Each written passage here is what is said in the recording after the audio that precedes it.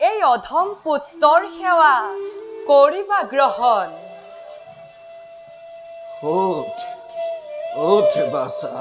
পিতা বাছা হিন্দু পিতা দৃষ্টিহীন পিতা মাতাৰ আচলৰ ধন কোৱা পিতা কচোন বাছা শুনো মই তোৰ মুখেৰে কিমান দূৰ পালোহি আমি পিতা বাছা আমি এতিয়া অযোধ্যাৰ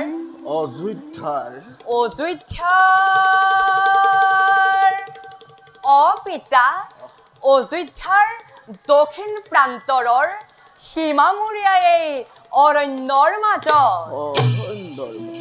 হয় পিতা আই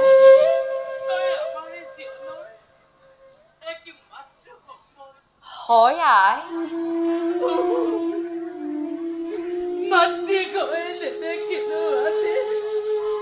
নিজে পুত্ৰৰ মুখ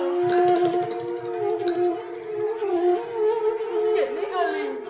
মই ইয়াতে আছো আই কেনে গলি বাছা আই আছত কাছাপিয়া আই বাছা আই আই স্পৰ্শ কৰি তোৰ কোমলে দেখা আনন্দ লবুৱে দুখনে মাতৃয়ে আই বাছা আই মোৰ কোলে কোৱা আই তই আৰু আমাৰ বাবে কিমান কষ্ট কৰিবি বাছা আই কিমান কষ্ট কৰিবি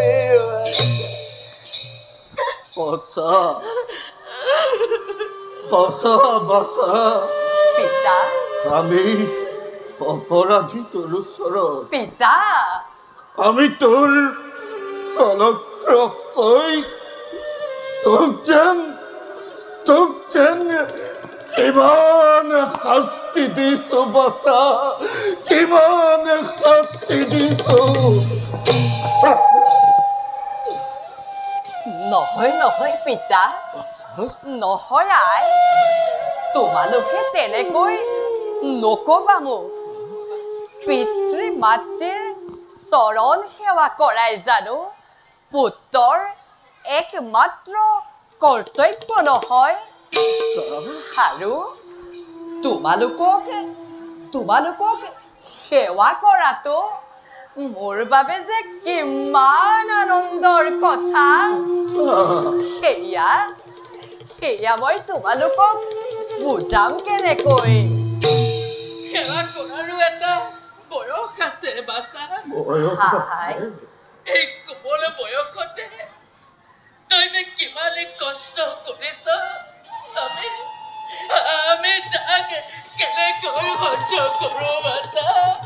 কেনেকৈ সহ্য কৰোঁ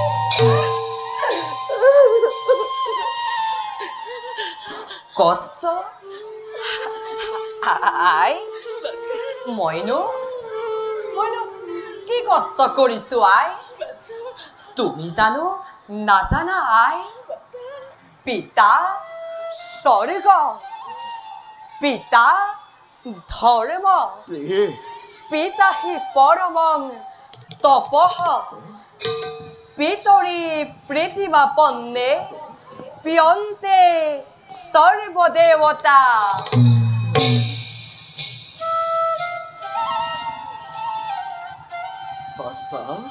সি পিতাৰ বাবে আই সি পিতাৰ বাবে বিনন্দীয়া সৃষ্টি দেখিলো সি মাতৃয়ে দহ দিন গৰ্ভত ৰাখি বক্ষৰ অমৃতেৰে মোক ডাঙৰ কৰিলে তাৰ প্ৰতিদান জানো কোনো পুত্ৰই জীৱনত খুজিব পাৰিব আই কেতিয়াও নোৱাৰে আই কেতিয়াও নোৱাৰে আই বাছা হিন্দু পিতা তই বৰ ডাঙৰ কথা কবলৈ শিকিলি বাছা ডাঙৰ কথা কবলৈ শিকিলি পিতা এৰা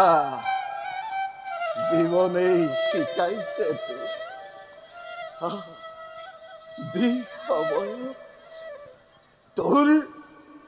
তোৰ সমনীয়াই হাঁহি ধেমালি ৰং ৰহস্যৰে জীৱন উপভোগ কৰিছে সেই সময়ত তই আমাক জীয়াই ৰাখিবলৈ জীৱন সংগ্ৰাম কৰিছ পিতা শান্তিয়ে বনতিয়ে তই ফল মূল বিচাৰিছ পিতা তোৰে শিক্ষা মাগিছ কেতিয়াবা ভোকত কেতিয়াবা অনিদ্ৰাটোৰ দিন পাৰ হৈছে পিতা জনে ৰ'দে বৰষুণে তিতি বুঢ়ী ইমান কষ্ট কৰি তই আমাক কিয় জীয়াই ৰাখিছ বাছা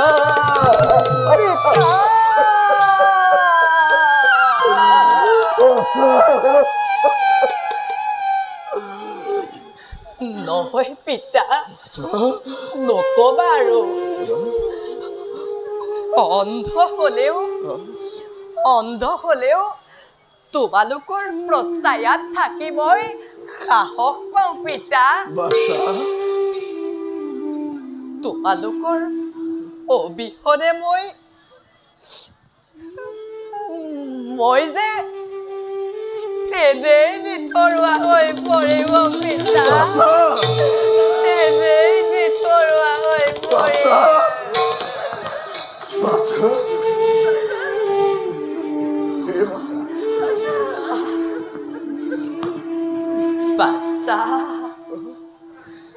বাচ্চা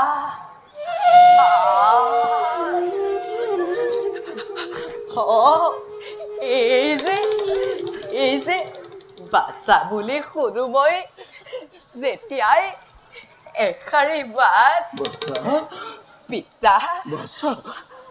আই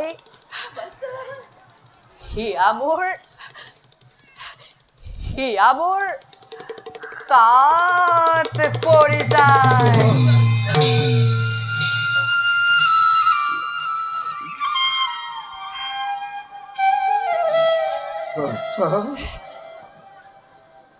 পিছে পিতা আৰু আই ব'লা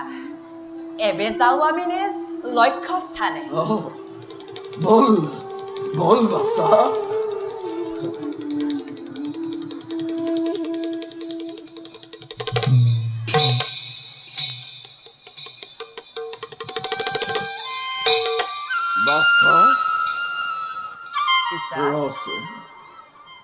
ৰচোন বাছা পিতা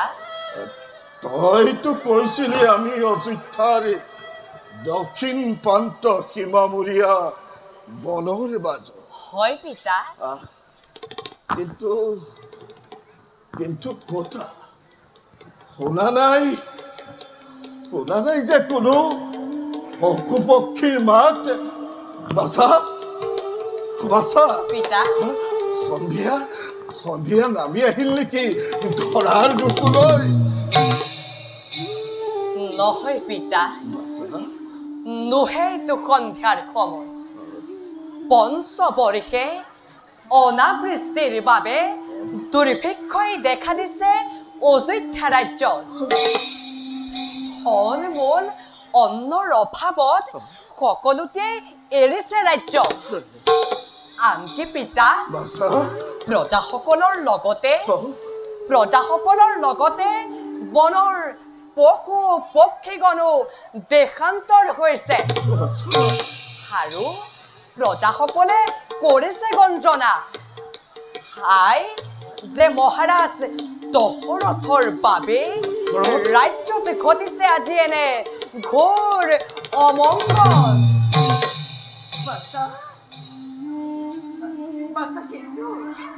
আই আমাৰ শ্ৰীফলা আশ্ৰমতো হৈছে নেকি ফল মূলৰ অভাৱ মোৰ শ্ৰীফলা আশ্ৰমত হোৱা নাই ফল মূলৰ অভাৱ পিছে মনত মোৰ আজি লাগিছে বেজাৰ পিতা ৰজা দশৰথৰ কৌকৰ্মৰ বাবে শান্তিপ্ৰিয় প্ৰজাগণে আজি ভুগিছে নিকাৰ। ঠিক দশৰথ, পিতা ঠিক তোৰ জীৱন নকবা পিতা। পবিত্ৰ শিক্ষাকুলত জন্ম লৈ পিতা অপবিত্ৰ কৰিলি বংশ। নকবা পিতা। দবালি নৰকত তই উপৰি পুৰুষত কিয় তই ৰাজদণ্ড ঐক্যপ্ৰিয় কৰি আছ ধাৰণ।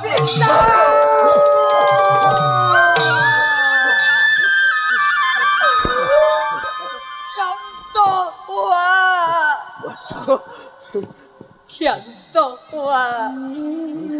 তুমি আৰু উত্তেজিত নহবা পিতা। এতিয়া বোলা যাওঁ আমি নিজ আশ্ৰমলৈ। বোলা বল বাছা, বলা প্ৰিয়ে, আমি এতিয়া আশ্ৰমলৈ যাওঁ।